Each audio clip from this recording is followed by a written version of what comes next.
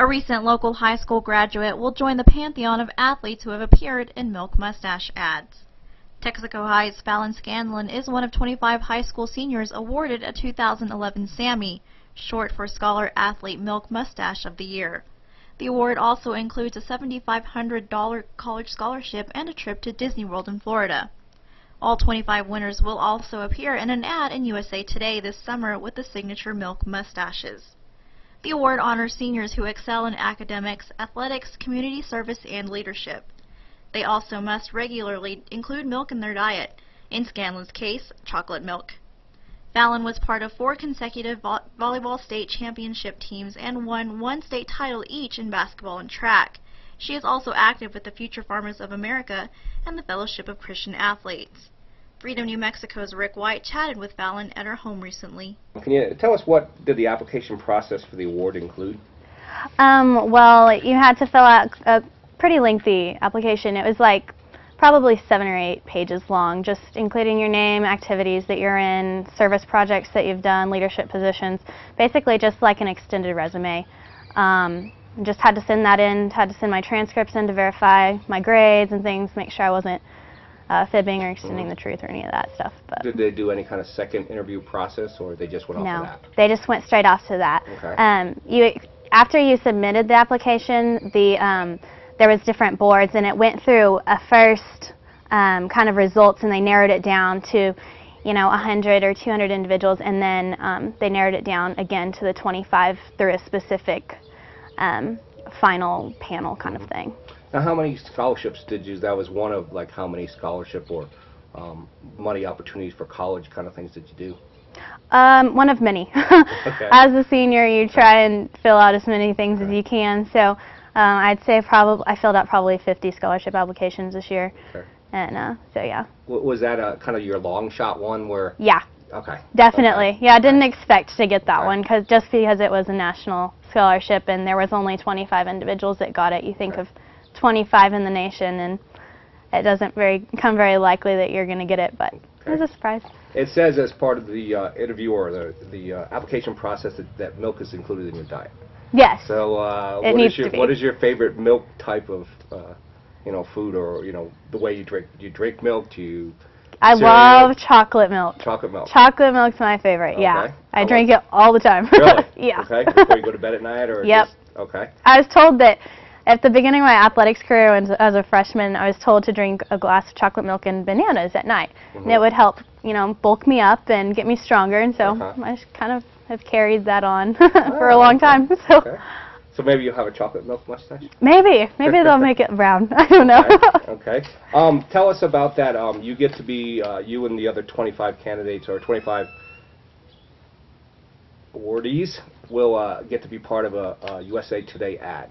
So yeah. Tell us a little bit about that. What you know of now, and what do you think it'll be like to be included in the USA Today national publication ad? It'll be pretty cool. I wasn't expecting to do that either. That was one of those things that was included on the email that I was like, whoa, I didn't think I was going to be in a magazine. But I do know that, I've seen the ad before. Okay. And it's just those pictures, the pictures of the famous athletes. They have the milk mustache in their sport or a hockey stick or whatever. So this one will just be the 25 applicants that applied and got the scholarship. It'll just be 25 of those pictures with them in their milk mustache in a varsity uniform or Letterman jacket or something like that. And it's pretty exciting. I couldn't really believe that I was going to actually be in a magazine, so it's pretty cool. Yeah, absolutely.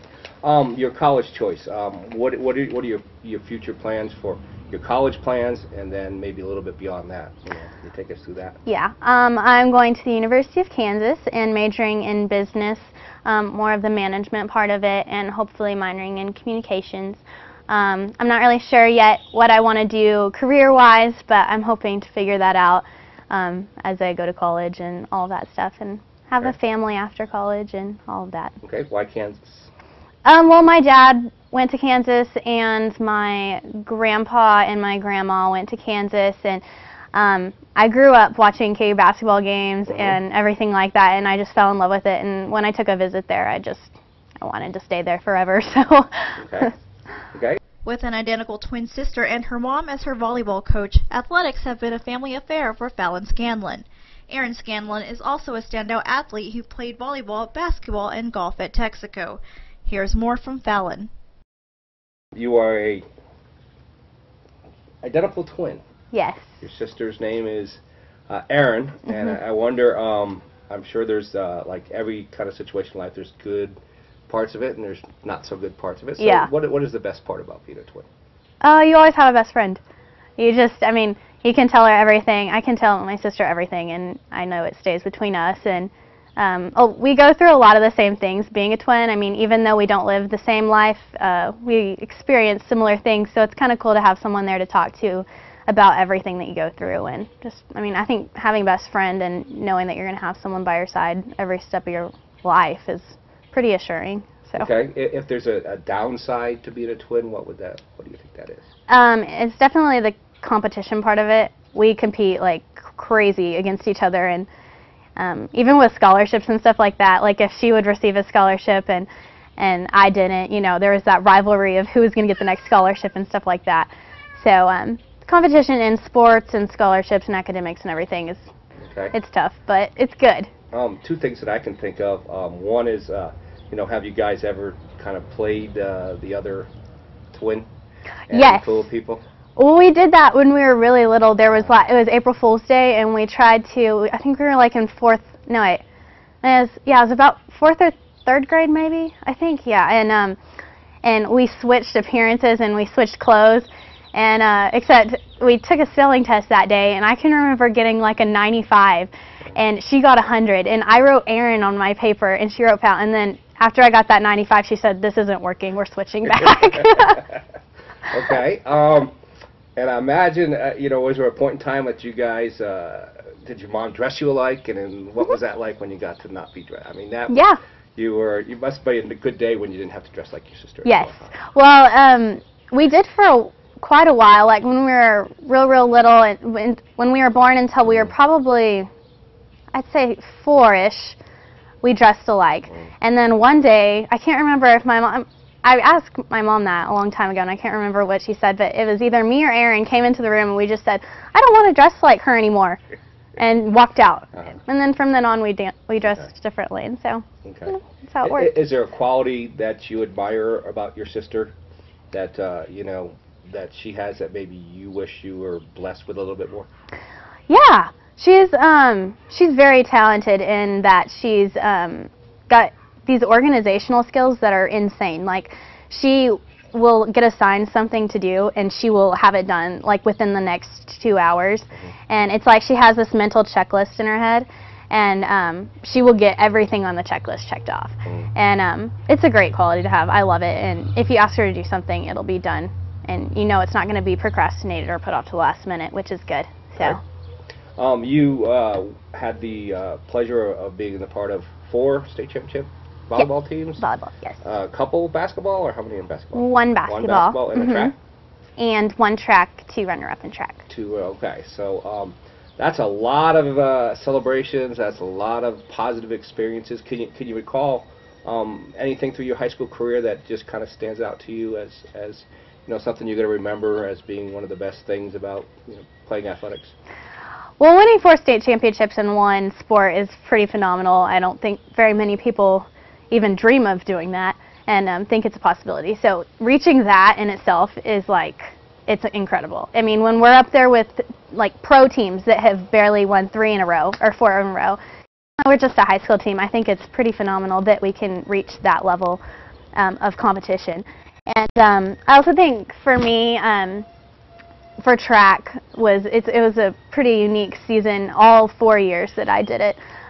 Specifically, my junior and senior years were really amazing, and we had very few girls that participated and did exceptionally well in the overall placings, which was really cool and neat to experience. Is that one of those things? It sounds like you know, track's a really hard-working sport.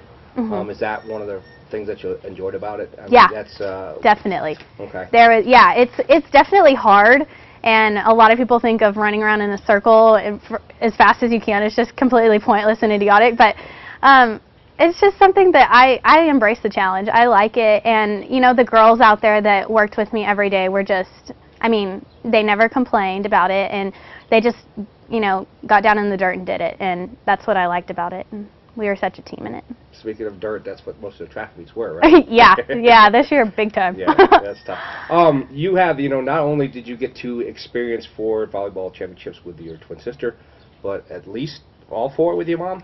Who's the coach? 3 with my mom. 3 with the mom. 1 with Coach Littleton. Okay. Yeah, who moved for her. So, you know, keeping it all in the family. Did that? Is that just an extra kind of benefit or extra experience to be able to win it with your mom and your sister? Oh yeah, it's like the cherry on top of the cake for me. Not only doing it with my sister, who's actively involved in, you know, almost all the sports with me, but with my mom just makes it better. And it was really emotional, our last state championship that we won, because it was just the last time that we got to do that together. But I mean, it just makes it so much more special that we're, I mean, 3 of the 4 people in my family are experiencing that. I think that's pretty cool. So absolutely. Talk a little bit about the dynamics of mom coach kind of thing. Is that kind of hard sometimes to set that aside, you know, when you're driving home or at home? What's that like? It's hard sometimes, yeah. I can remember numerous times where after a game we would just strategize and talk about the game, you know, hours and hours after that. But she definitely knows how to separate coach and mom. She does a really good job of that. I don't even know if I could do that well of a job at. As soon as she leaves the gym, she might talk about it a little bit at home, but she makes sure that she's doing her mom duties that every other mom in America is doing for her kids as she is coaching. So was it hard for you to separate daughter player kind of thing? Was that a little harder for you? Maybe if she got on you one day and you know you couldn't quite complain about the coach to your mom. Yeah, yeah. It made me tougher. It really did, because you can't. I mean, you can't complain to your mom, who's also your coach, because she's gonna bench you. So I mean, it made me tougher, and it you know, it was a good thing. It was a good experience for me. Wanting to belong at an agriculture-based school, Fallon joined Future Farmers of America as an 8th grader. It turned out to be a defining moment in her academic and personal growth. Here's more from Fallon. You said you joined Future Farmers of America in 8th grade. Yes. Were you agriculture? It seems like an agricultural organization. Was it? You know, why join that, and what has it done for you? You know, as an organization, how has it helped you? You know, improve your life, or you know, where you are today? I joined agriculture, or FFA, because all of my friends were in it. Like at Texico, the majority of the students that go to school there are in agriculture class, and it's one of the major organizations at our school, and so I wanted to be a part of that just because all my friends were, and I just kind of wanted to give it a try and see if I liked it, which I fell in love with it and just enjoyed it for the next 5 years. And for me, I think ultimately it's just shown me that you don't have to be a farmer and a rancher just to be in an ag classroom. FFA has taught me so many things, like from leadership skills to public speaking skills. I mean, I don't know if I would be able to do this interview without FFA. It's really, I mean, my freshman year, I think I can remember getting in front of like 600 people at the state convention to give my state winning speech, and I mean, it does so much for you, and so many people don't realize that FFA just opens the door to so many opportunities just because it's so nationally known and everything like that. So it's done a lot of good. How about, I don't know if you're a fashionista or not, but how about the FFA jacket you have to have? Yeah, the jacket, skirt, and pantyhose. It's a classic. Yeah, yes. It's definitely warm in the summer, but it keeps you warm in the winter. Okay. So. Okay. It's just kind of part of the experience, right? It is. It's part of the experience, and we're all one united group, and we have to stick together with that official dress. Okay. Tell us about your favorite school or subject. My favorite school subject? Yes, subject at school. Okay, definitely be math. Okay. Math, yeah. Marlene Anderson, our math teacher at Texico, does like a fantastic job. She really inspired me to like math, and our senior year we don't have a math course at Texico. I mean, you take most of them. You take all of them up to pre-calculus your junior year, and then you have an option to take it your senior year, and I was just like, woo, let's take that math. So I took 2 semesters of college math my senior year just because I loved it so much. Math is something that always has an answer, and I like that about it. You know, science, you know, there's always some question marks and stuff like that, but math, you always have an answer, so I like that. That's one of the things I like about math, is either you're right or wrong. Yeah, you're right or wrong, exactly. There's nothing else. Least favorite subject? Oh boy. I do not like history. Okay. It seems somewhat boring to me, and But that's okay. Maybe it'll get more interesting as I move along. Okay. Well, those who don't know the history is doomed to repeat it. So Exactly, exactly. I need to catch up on all that. Okay. Tell us, you obviously you're involved in Fellowship of Christian Athletes and FFA and sports. What do you? You're a busy lady. What do you do when you get a chance to relax? What do you like to do? I like to just play sports for fun too. It's just not at a competitive level. I like to just come outside and rally with Aaron, or go shoot hoops or something like that. And I love to read. Okay. I could spend hours reading. Okay. Kind of a book nerd, but I love it. I could read lots of series and never get tired of it. Just stuff like that. Relaxing with my family and friends. I love doing that. Going to the lake, stuff like that. Okay. Favorite pro athlete or favorite athlete? I'd have to say my favorite pro athlete, or I guess you'd consider him pro. I love Phil Mickelson. Okay. He is like one of the classiest people I know. He doesn't just do things on the golf course that show what kind of person he is. He's off the golf course. He's a great husband, father, and he inspires lots of kids with doing like little golf lesson type things. And he's a part of different organizations like Reading for Children or something like that. I mean, he's just really active like that, and I like the positive influence he is for people.